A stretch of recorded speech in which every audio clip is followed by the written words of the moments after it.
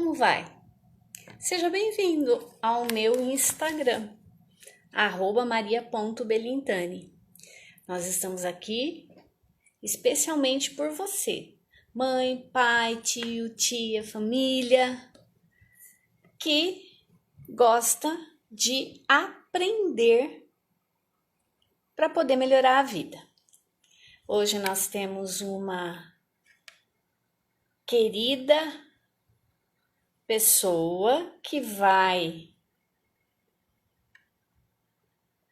nos contemplar. Eu estava adicionando ela, por isso que eu dei uma falhada aqui, tá?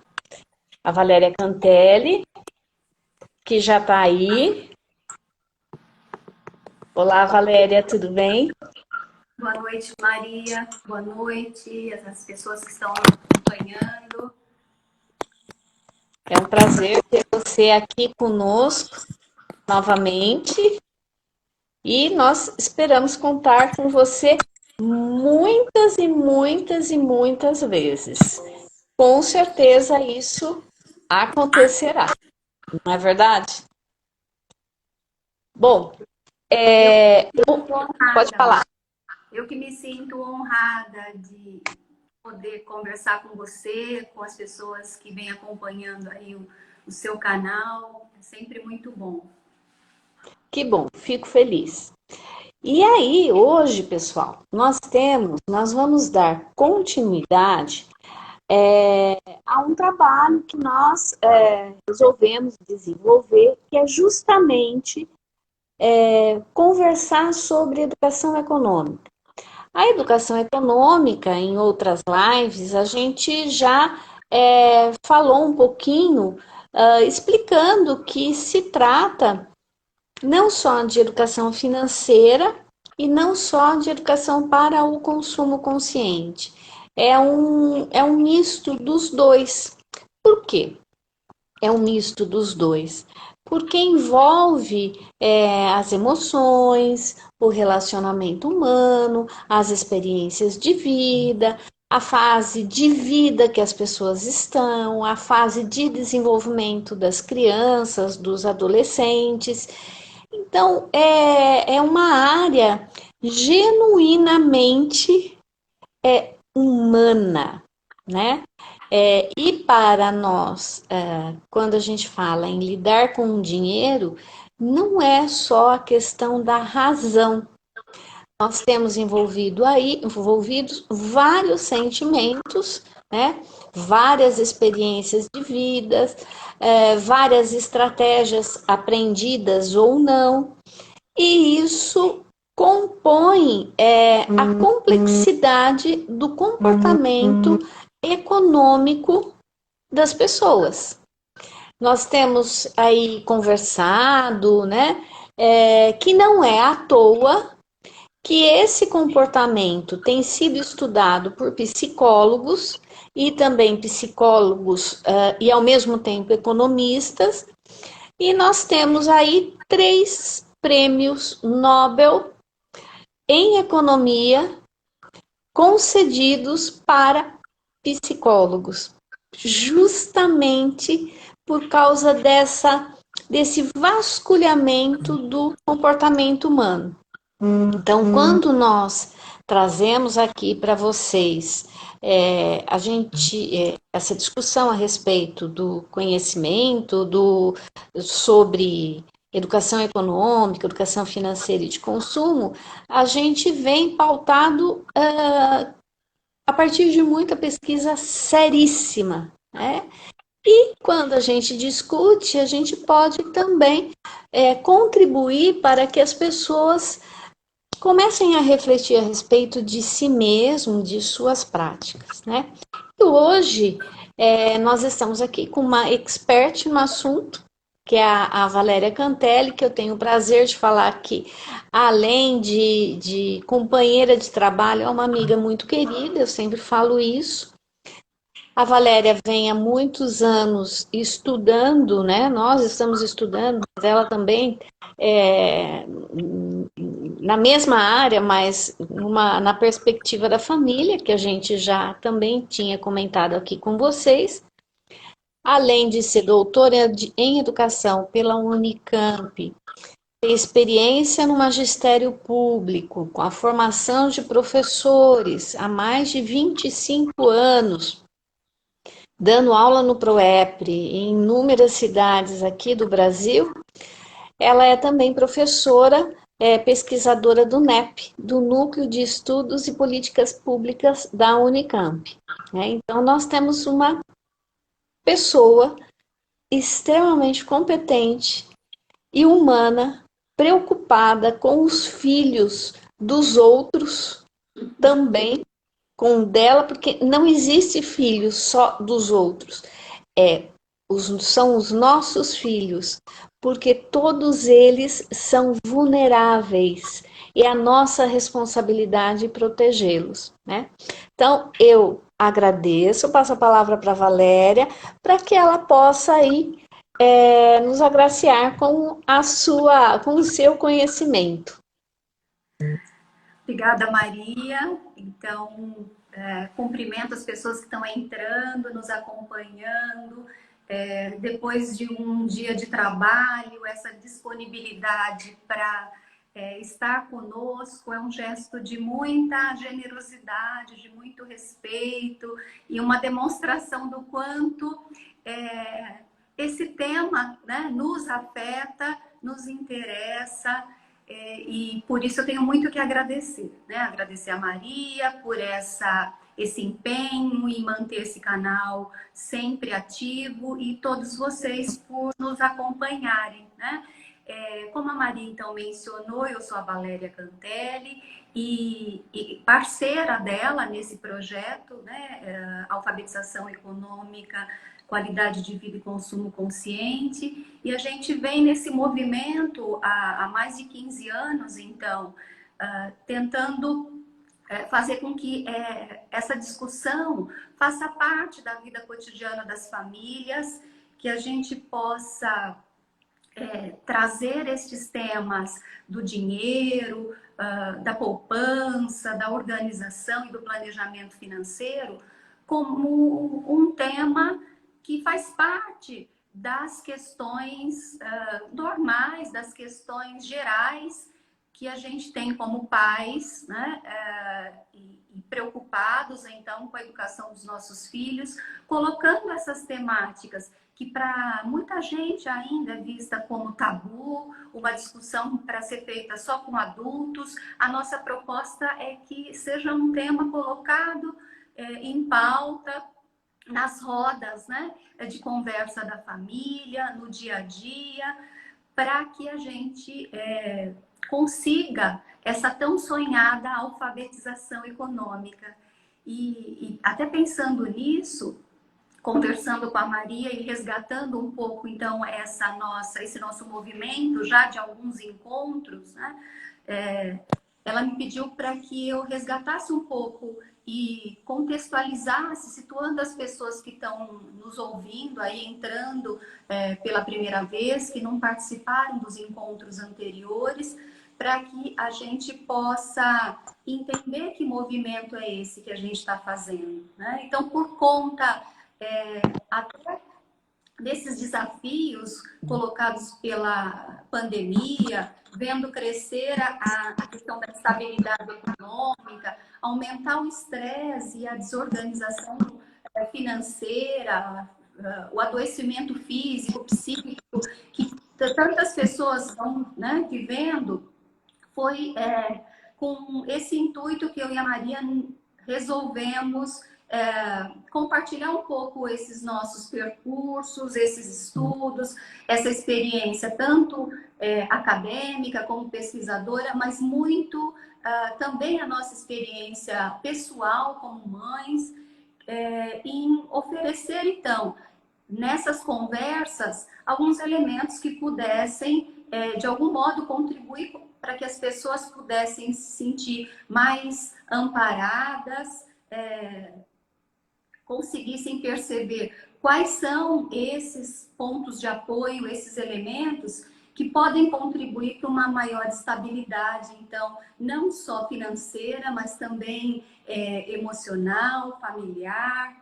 E com esse intuito, então, a gente escolheu trazer para essa discussão, para essas rodas de conversa,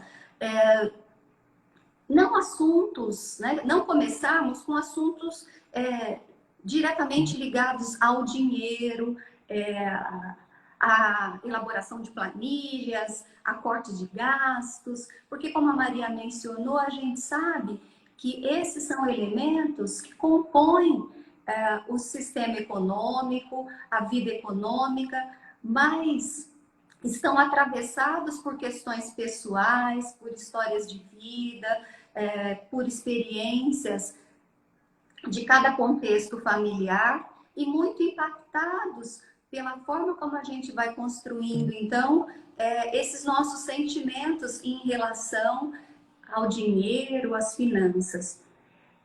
Dentro dessa ideia, então, a gente escolheu falar muito mais sobre projetos de vida, sobre qualidade, sobre criação de filhos, sobre valores, porque a gente entende que na base, como estrutura, pensando, né, nesse processo de educação econômica, como uma construção, a fundação, a estrutura de base, o que ancora, o que suporta, na verdade, esse entendimento de como o dinheiro funciona, como eu preciso administrá-lo, que lugar a poupança, né? Os investimentos têm isso, eles estão ancorados por essa identidade, por essa autoaceitação, esse sentimento de pertencimento, de valor.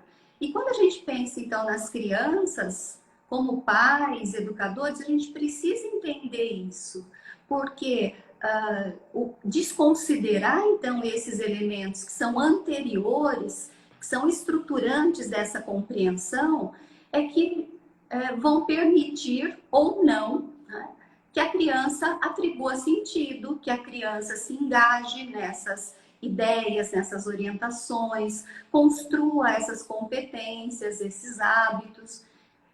Porque, do contrário, vai acontecer... Minha avó tinha uma expressão, né, que eu sempre me lembro, que ela falava, vai ser só fogo de palha, né? Que aquele entusiasmo momentâneo, aquela falsa ideia de que eles estão entendendo, que eles estão engajados, mas eles não levam adiante. Então, de que tipo de educação econômica a gente está falando?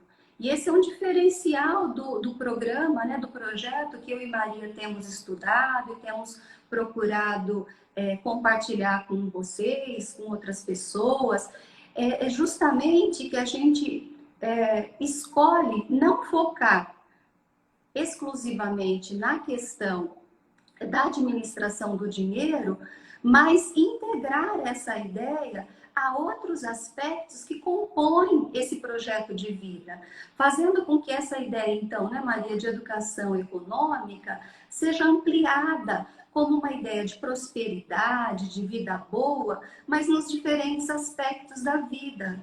E uma vida com significado, uma vida que a gente possa usufruir de fato das coisas boas, das coisas que nos dão prazer, mas olhando a longo prazo, né? Tendo isso como um projeto de futuro. Então, é um pouco desse movimento que a gente vem discutindo e que a gente gostaria, então, hoje, aprofundar, né? Dar mais um passo, então, com vocês. A gente, nos encontros anteriores, a gente foi dando chaves de leitura, de pensamento, para que vocês pudessem se identificar ou não com esse modo, né, de pensar a vida, a criação de filhos, a administração do dinheiro, que a gente acredita, que a gente vem estudando. E, a partir daí, começar trazer um pouco, né? Então, essa ideia do como, né? Não para que a gente coloque isso como uma verdade absoluta, uma receita, mas que vocês possam também saber, tanto da nossa experiência pessoal, quanto desses estudos que a gente vem fazendo, quais são essas estratégias, qual é esse movimento que as famílias que acreditam, né, nesse modo de vida mais equilibrado, mais responsável, onde a justiça, né, permeia essas relações, quais são, então, essas estratégias que a gente vem acreditando que pode, sim, servir de referência, né? Então, acho que é um pouco a ideia de hoje, né, Maria? Recolhendo, então, algumas perguntas, algumas questões que foram dos encontros passados, dos outros grupos de pais, caminhar um pouco nessa direção. É isso mesmo, Valéria. E olha, agora que você está falando, fazendo toda essa retomada, hoje eu falei assim, eu tive uma ideia, eu falei assim, eu vou colocar nos grupos que eu tenho, né, no Telegram, se a pessoa tivesse alguma pergunta para fazer a respeito desse assunto que nós estamos discutindo, que fizesse. E eu recebi uma pergunta muito interessante que tem tudo a ver com todos esses princípios que a gente está colocando e explicando para vocês faz tempo. Então, eu gostaria de deixar aqui expresso para vocês o seguinte: se vocês quiserem fazer alguma pergunta, registrem aqui, só que depois de gravada a live, eu perco os comentários. Então, manda para mim a pergunta no direct. E se você for assistir pelo YouTube, posteriormente essa live, mesmo assim, manda a sua pergunta que nós vamos responder com o máximo prazer. De repente, o assunto é tão interessante, a dúvida é tão pertinente, que a gente até faz uma live a respeito desse tema que é causador da pergunta. Então, a pessoa, né, a professora perguntou assim para mim: como trabalhar a educação financeira em uma comunidade de extrema pobreza? Olha só que pergunta excelente. E muito, muito, muito pertinente à realidade socioeconômica brasileira, né? A gente precisa trabalhar essa educação financeira a partir desses aspectos que a Valéria comentou, né? Não é só a técnica do dinheiro. E eu quero trazer para vocês alguns elementos, porque essa pergunta me fez pesquisar algumas coisas, né? E vocês sabiam que 39% da população de crianças e adolescentes do nosso país, esse percentual pode ser considerado como sem nenhuma privação. E 61% da população de crianças e adolescentes, é mais 61%, gente. Ela sofre privação de educação, de informação, saneamento básico, saúde, né, moradia. Quando a gente fala da educação financeira e a gente insiste em dizer que não é só dinheiro, eu coloco esse aspecto em duas dimensões das privações que as crianças sofrem. A primeira diz respeito à educação. A segunda diz respeito à informação. Nós não podemos, mesmo que eles sejam de extrema pobreza, nos negar a passar, a desenvolver com eles informações pertinentes que dizem respeito ao desenvolvimento de competências que eles precisam para viver numa sociedade do século XXI. Eles precisam conhecer dinheiro, eles precisam saber que existe cartão de crédito, eles precisam saber que o cartão de crédito não é dinheiro ilimitado, eles precisam saber, sim, que precisa haver um planejamento. E eu e a Valéria temos uma experiência que eu gosto muito de dar esse exemplo, e a Valéria sabe qual que é o exemplo que eu vou dar agora, porque nós ficamos chocadas. Nós demos uma formação para pessoas de baixa renda. Essas pessoas de baixa renda recebiam benefícios. Bolsa Família, gás, cesta básica, fralda, enfim, elas recebiam algum benefício ou vários benefícios. Então, aquela Secretaria de Assistência Social estava preocupada com um fato muito simples. As pessoas não tinham noção de que aquele benefício um dia iria se encerrar. Então, essa é a resposta para essa pergunta tão pertinente, né? Entre tudo aquilo que a gente já falou. Elas não tinham noção. Mesmo sendo avisadas, parece que a ficha não caía, né? Outro detalhe. Então, a secretaria estava preocupada porque essas pessoas não tinham essa noção e viviam depois retornando à secretaria, solicitando novamente o benefício, mas existia uma série de outras pessoas que também estavam necessitando e que nunca haviam recebido, né? A gente sabe que os recursos são limitados. Quando nós fomos conversar com essas famílias, o que nós descobrimos? Que elas não contabilizavam esse benefício no orçamento doméstico. É lógico que quando elas deixavam de receber o benefício, impactava naquela renda, mesmo que pouca, que elas tinham. Ou faxineira, ou serviços gerais, não interessa. Então, essa é uma informação que a gente acha tão básica, mas é básica para quem? Eu não posso me vestir de achar que todo mundo sabe aquilo que eu sei e que as pessoas não precisam de orientação nesse sentido. Então, tanto aquele que tem um nível socioeconômico bom, como aquele que não tem um nível socioeconômico bom, ele precisa, sim, de informação. Evidentemente que, para aqueles que vivem na extrema pobreza, eles precisam comer, ter onde morar, ter remédio para a sua saúde, porque sem dinheiro para essas coisas, eles morrem. São pessoas, infelizmente, marginalizadas, ou melhor, à margem da sociedade, que por uma série de motivos que não vem aqui ao caso para nós ficarmos julgando, elas precisam de apoio, sim. Porque elas desconhecem os seus direitos.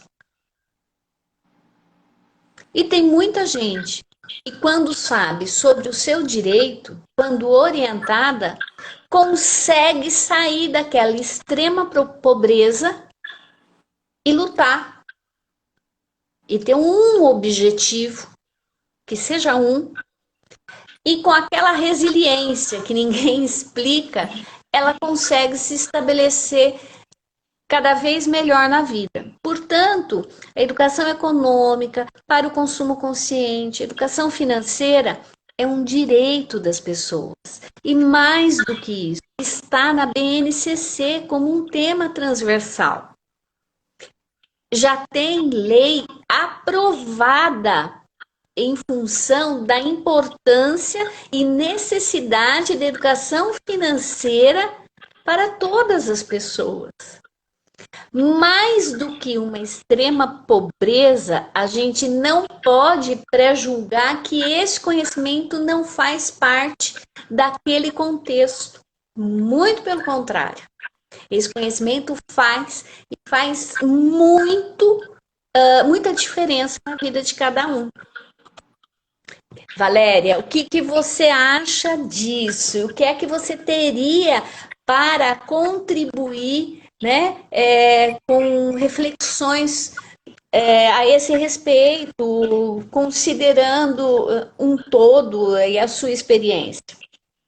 Eu penso, Maria, que você traz esses pontos, né, muito interessantes, e a pergunta também é muito forte, né, nos provoca, Forte.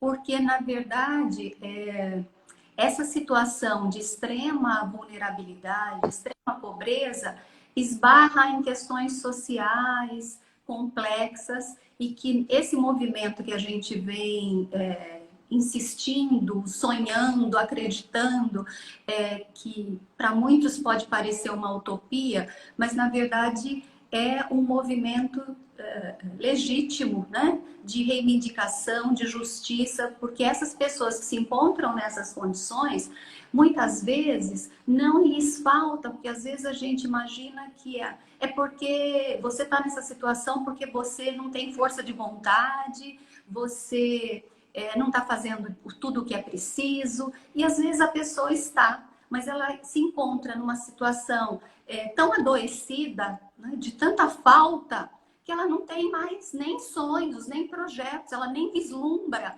essa Exato. possibilidade de que essa vida mais digna, né, minimamente digna, é um direito de todos. Então, acho que esse é um primeiro ponto que a gente precisa olhar para essa situação, para essas comunidades, sim, com indignação, não achando certo, né? Não é possível que a gente pense a nossa situação e feche os olhos para o que está acontecendo na casa do vizinho, do outro lado da rua. Então, esse movimento e trazer as crianças, né, os nossos filhos, para esse entendimento, para pensar a vida nessa perspectiva de que essa vida que a gente está falando, próspera, boa, é uma vida boa, próspera, mas para todos, em instituições justas. Então, é um aprendizado importante que esse movimento, né, precisa acompanhar, esse movimento que pensa a própria organização da casa, mas pensa para além disso, o social, uma perspectiva mais ampla. Então, eu acho que um primeiro momento é esse. Não olhar simplesmente achando que está faltando um pouco mais de empenho, porque às vezes não está. Um outro movimento que eu penso que a gente precisa considerar é justamente uma reflexão que você trouxe inicialmente na sua fala, quando você falou que a vida é complexa, né? E a vida financeira, essas questões envolvem o dinheiro, mais complexidade ainda nos coloca. E nesse movimento, essa dimensão, né, afetiva e racional, quem se destaca, quem sai na frente, eu já dei esse exemplo, é sempre o emocional. Então, se essa comunidade ela não se vê, né, como digna de valor, ela precisa, ela quer, ela deseja pertencer, se sentir vista, né? Todos esses elementos, o racional não dá conta, né? Por mais que a gente explique, que a gente ajude a cortar gastos, a distribuir o dinheiro, nesse processo que a Maria mencionou, que a gente trabalhou muito com as questões de economia doméstica, ensinando fazer a cesta básica, né, os produtos da cesta básica durarem o mês todo, como Isso mesmo.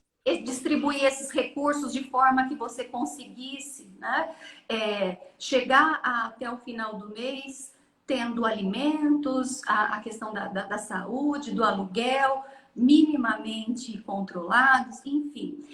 Todas essas questões, o racional, ele até aceita, né? Mas na hora da continuidade, na hora da força, né, da motivação para perseverar, é o emocional que conta, né? Se ele não está forte, e isso vale para os nossos filhos. A gente está falando de uma situação extrema, mas vale também para a nossa vida que não está tão desorganizada assim. Então, um elemento, né, que minimamente a gente pode começar a tentar equilibrar isso, e eu digo para as famílias e digo para esses educadores que trabalham com essas comunidades, é que a gente precisa, a gente tem essa escassez financeira, a gente precisa esbanjar, a gente precisa multiplicar afetos, relações, vínculos, né? Parceria, porque isso traz sim essa reserva afetiva, essa ideia da motivação que a gente está falando, né? Para que a pessoa consiga ir encontrando uma luz no fim do túnel. Então, acho que esse é um elemento, né? E, para além disso, a Maria traz essas questões mais da informação, do conhecimento, da prática, fundamental sim. Mas um outro elemento que a gente tem visto, né, Maria, e que tem sido corroborado aí pelos estudos, principalmente pensando nesses estudos da neurociência, é que nada ensina mais do que a prática, a vida cotidiana.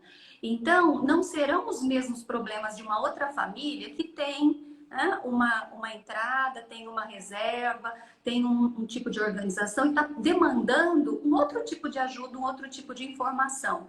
Mas a metodologia, no sentido de olhar a sua fotografia, né, o seu raio-x da sua vida financeira, e a partir dele ir fazendo esses ajustes e tendo essa motivação, esse movimento, essa orientação para buscar recursos.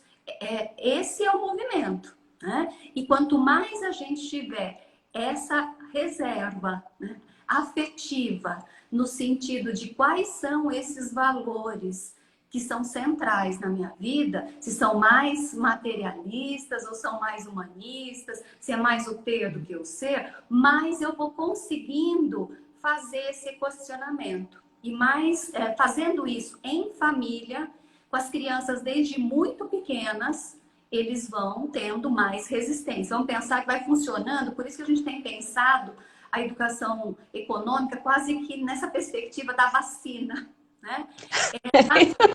Maria, ela tem esse caráter de trazer esse cuidado, essa força para a gente ir enfrentando essas situações, né?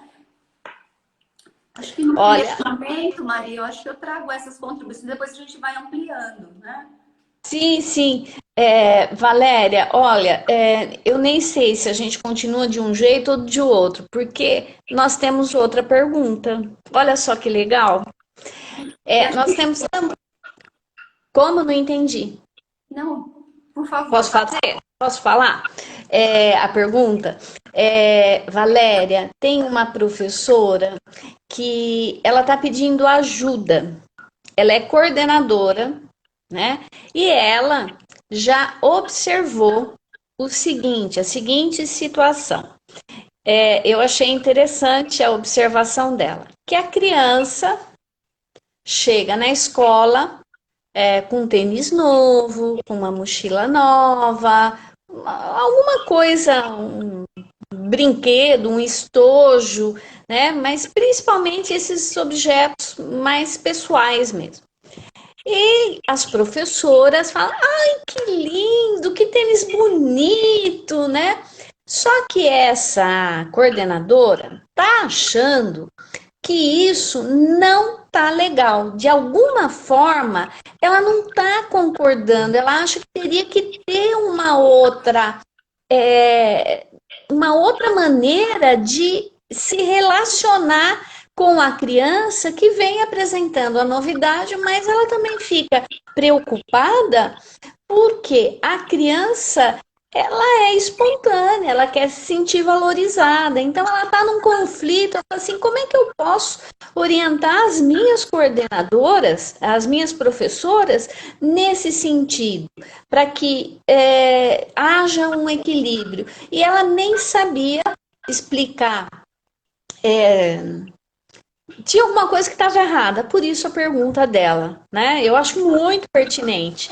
E o que a gente pode dar de conselho para essa professora, Valéria?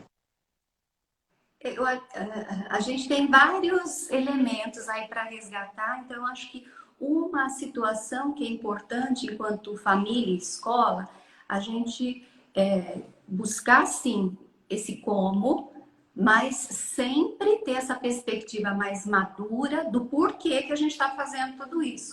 Faz toda a diferença a gente, e até esse como vem muito endereçado àquela criança, àquela família, àquela realidade, quando a gente articula essa ideia, né? Eu estou agindo assim, eu estou fazendo, tomando essa atitude, tendo essa escolha, em função de conhecer essa realidade.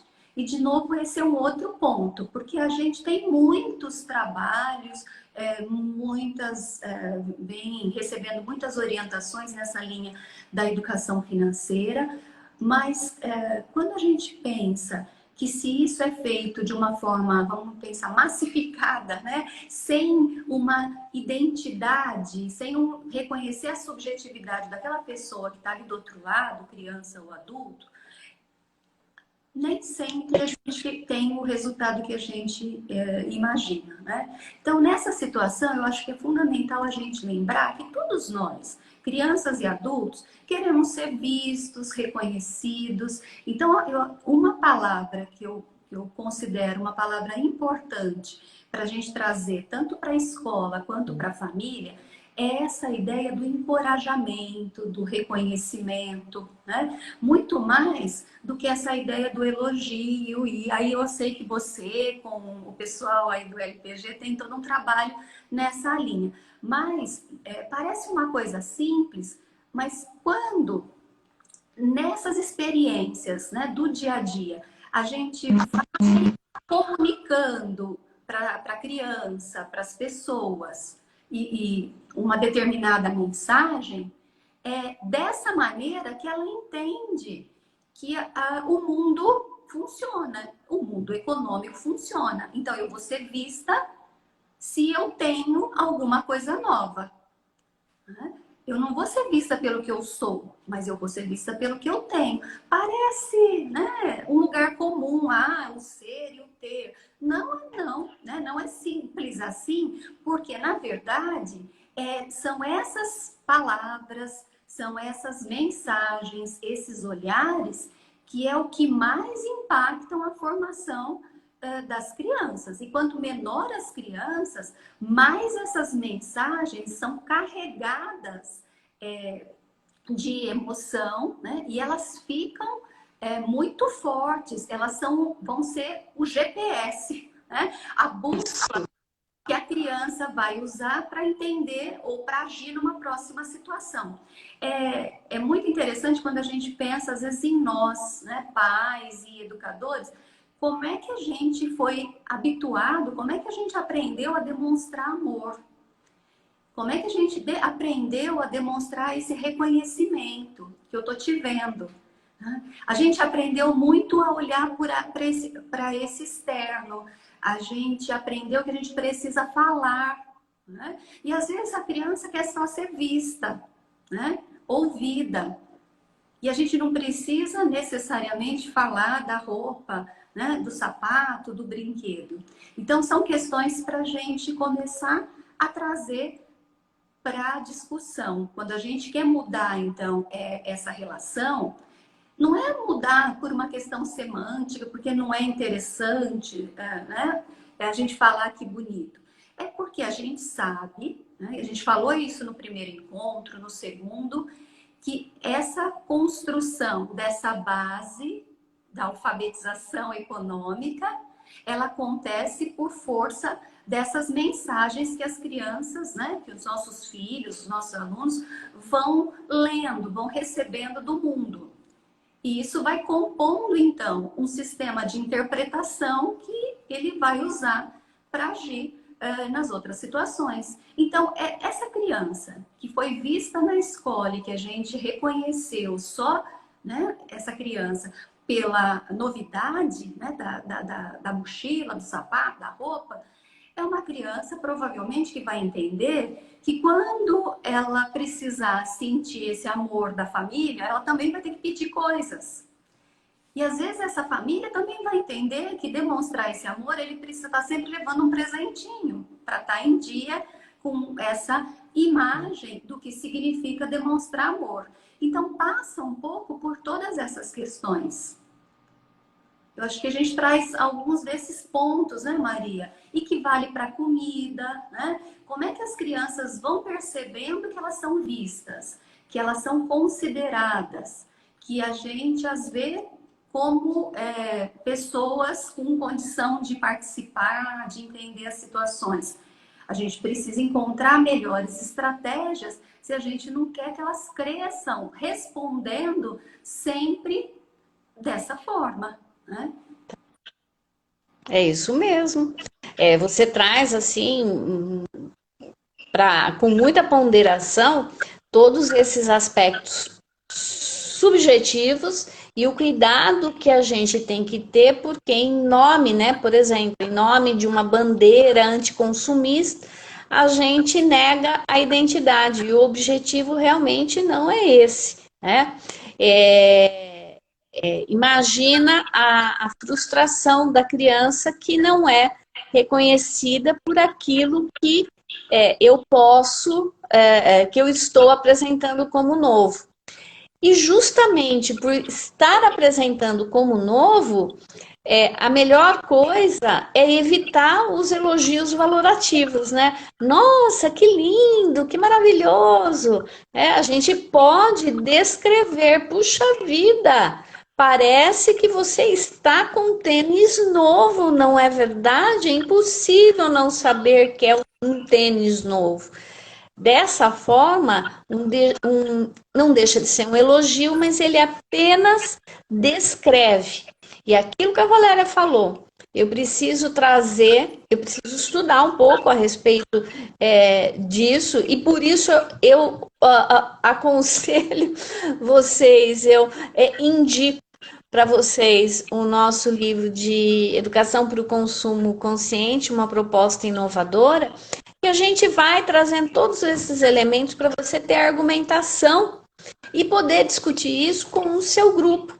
Não é proibir de trazer um tênis novo, de vir com coisas novas, muito pelo contrário.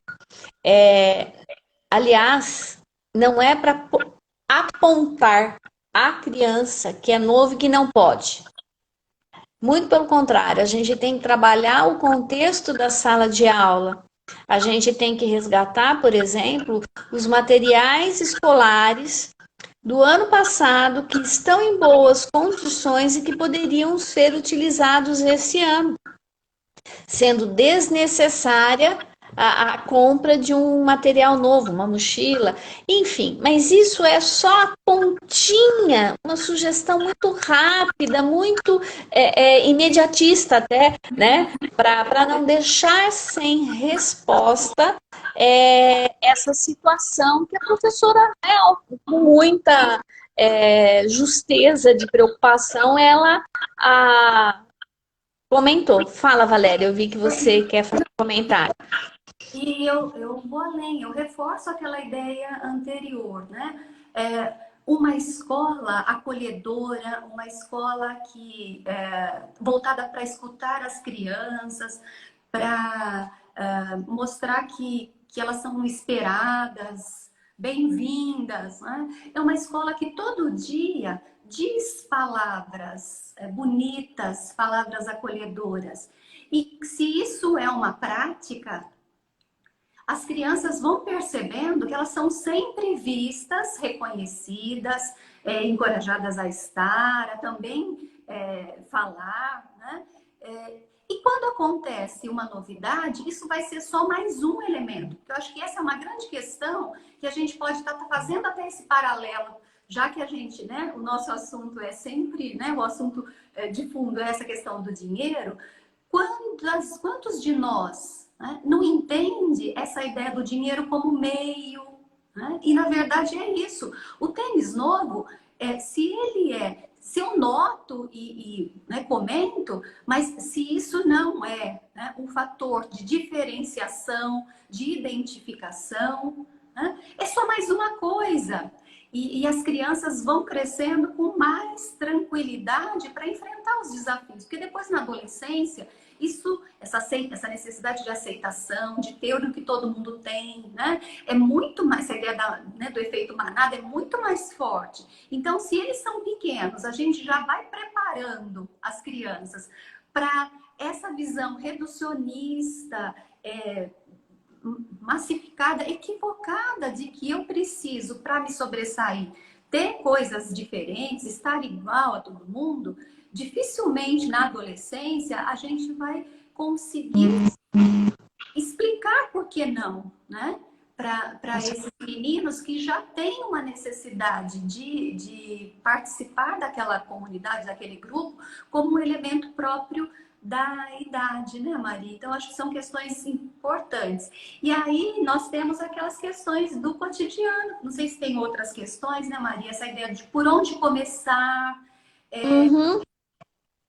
a questão da mesada. Então, são questões recorrentes nas nossas conversas que a gente gostaria também de compartilhar, né? Essa ideia de que existe toda uma preocupação se não é melhor esperar eles crescerem. Do nosso ponto de vista, por isso que a gente tem insistido nessa ideia de alfabetização econômica, quanto mais cedo a gente inserir isso no cotidiano da família, da escola, mais interessante da gente colaborar para essa construção dessa identidade mais equilibrada, inclusive uma identidade financeira. Então, trazer essas questões do cotidiano, do nosso ponto de vista, e questões práticas mesmo, né? De mostrar como é que a gente precisa pagar para comprar alguma coisa, como é que a gente anota em casa as nossas despesas, como é que a gente não pode comprar tudo que a gente deseja, porque a gente tem que aprender a destinar uma parcela do dinheiro para cada coisa. Então, são situações de vida cotidiana que a gente não precisa dar uma aula para as crianças, mas a gente precisa convidá-las, né, para estar conosco nesse movimento. Porque é só assim que a aprendizagem acontece. Vamos pensar na gente, né, na nossa alfabetização.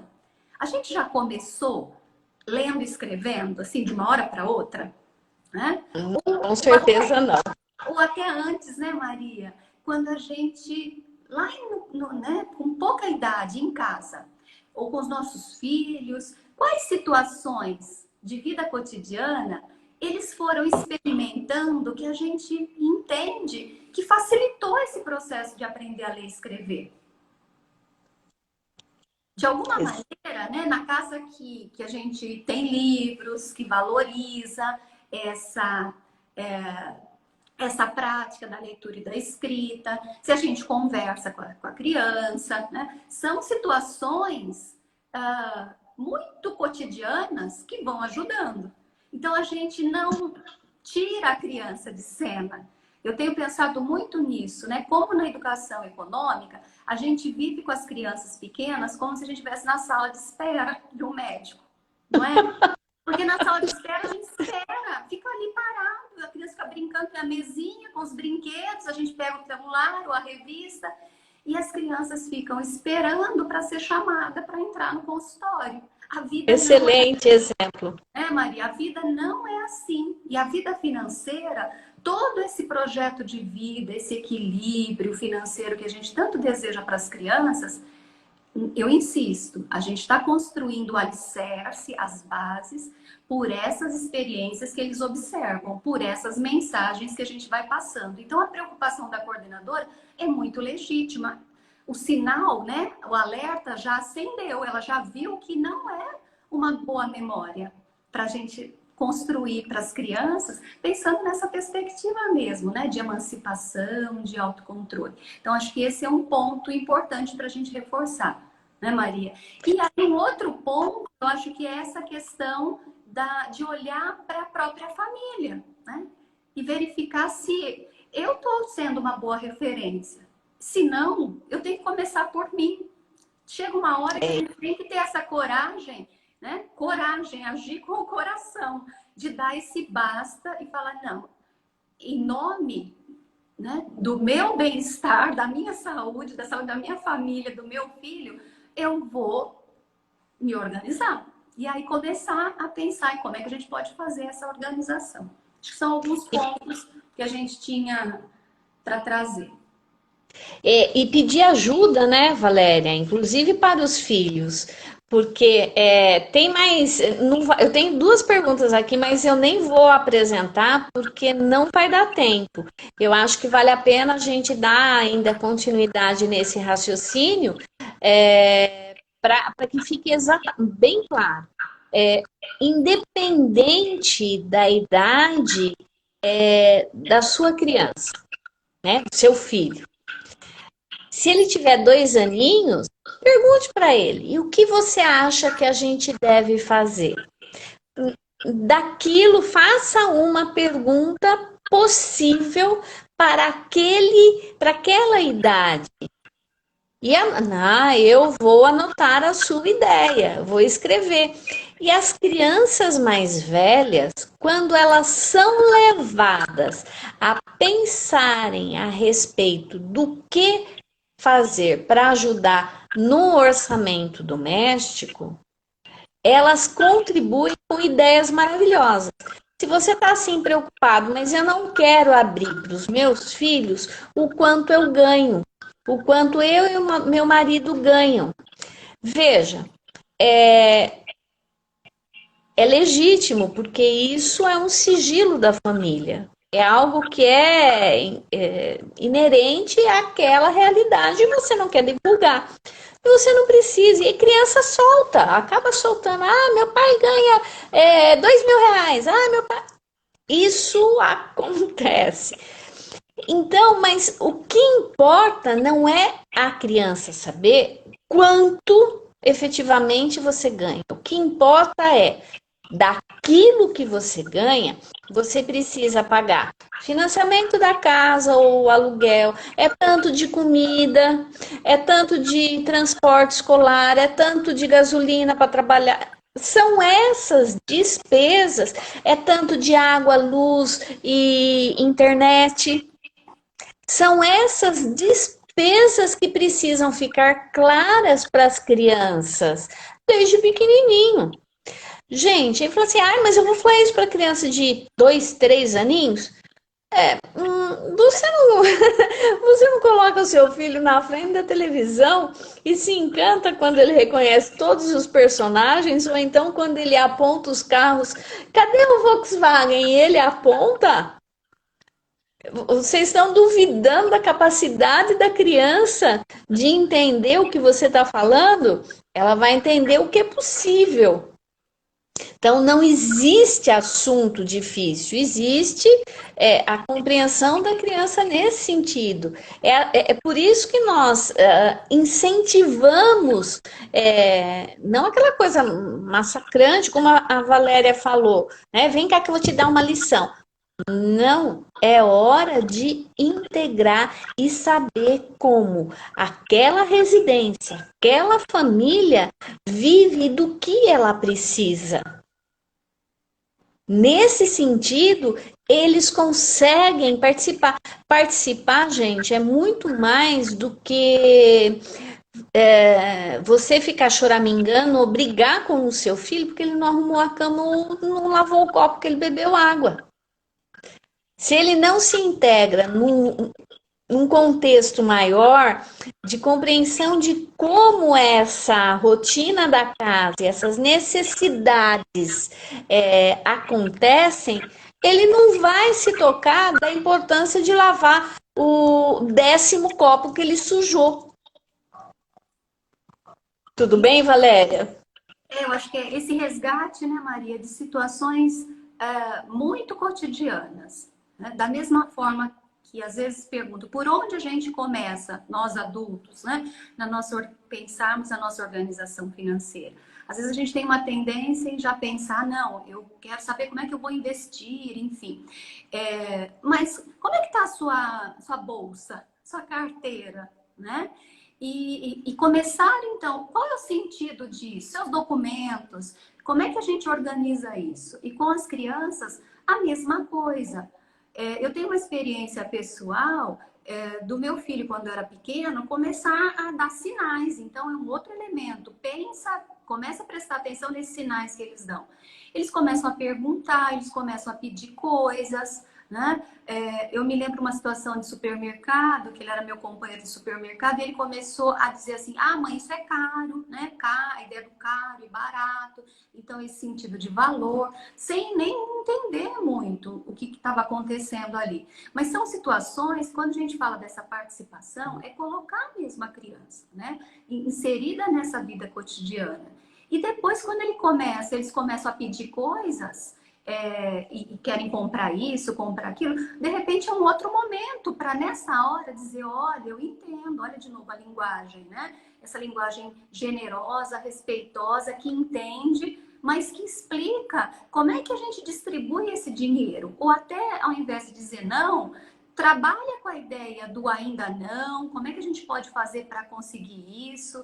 Então, nessa minha experiência pessoal e acompanhando outras famílias, é muito comum as crianças se engajarem nesse movimento de tentar juntar esse dinheiro, então a ideia do cofrinho, né, que aí fica para uma outra conversa, né, Maria? Mas essa ideia das crianças se engajarem nesse movimento para entender, para ter essa ideia de que esse dinheiro precisa ficar guardado, ele vai crescendo, até por isso a gente recomenda que esse cofrinho, esse lugar seja transparente, para eles irem entendendo, já que eles são pequenos, como é que funciona isso? A gente vai acumulando. Isso quando a gente encher. Eu tenho uma lembrança de um primeiro cofrinho que foi todo, né, para trazer uma enormidade de moedas para trazer um único brinquedo. Né? E a satisfação, então, da criança de ter conseguido, mas por outro lado, esse estranhamento de dizer, mas então, né, eu dei tantas moedas e só trouxe um brinquedo. Então, todas essas experiências são experiências extremamente pedagógicas. E nesse caminho que a gente está falando da alfabetização econômica, são as que mais ensinam, as que geram aquilo que nós queremos lá na vida adulta. Essa competência, esse autocontrole, essa inteligência emocional para fazer o dinheiro crescer, para alcançar a prosperidade, né? A liberdade financeira, enfim, né? Acho que era um pouco isso, né, Maria? É São isso tantas mesmo. questões, são tantas experiências Exato. bacanas que a gente precisa, sim, né, criar essa rede de compartilhamento para trocar, para aprender com vocês, para encontrar essa resistência, esse fortalecimento para que a gente caminhe nessa direção quando a gente pensa na educação dos nossos filhos. Bom, nós vamos ficando por aqui, porque falta 1 minuto e pouquinho para a gente encerrar. Foi um prazer estar com vocês. Valéria, eu agradeço imensamente a sua participação. Não se esqueçam de enviar as suas perguntas pelo direct ou deixa lá registrado no YouTube, que a gente dá uma olhada e nós poderemos responder sim. Todas as dúvidas são pertinentes. Né? Deixo para você, Valéria, as últimas palavras. Eu agradeço mais uma vez essa oportunidade, vocês estarem aqui nos ouvindo e espero que a gente tenha sempre essa maternidade, essa paternidade cada vez mais consciente, mais responsável, para que as crianças cresçam, floresçam, né? E possam transformar aí o nosso país e contribuir para que a gente não tenha tantas desigualdades. A primeira pergunta acabou mexendo muito comigo, né? Então, eu agradeço muito aí vocês. Olha, e é para mexer mesmo. Gente, Cada pergunta é valiosíssima e isso direciona aquilo que você precisa, aquilo que você quer. E é por isso que nós estamos aqui. Gente, amanhã nós temos uma outra live com a Ana Lúcia de Camargo sobre sentimentos. Vocês vão perceber que tudo está relacionado, porque nós estamos falando do ser humano. Um beijo bem grande, fiquem todos com Deus e até a próxima. Obrigada, Maria. Um abraço. Eu que agradeço. Tchau, tchau.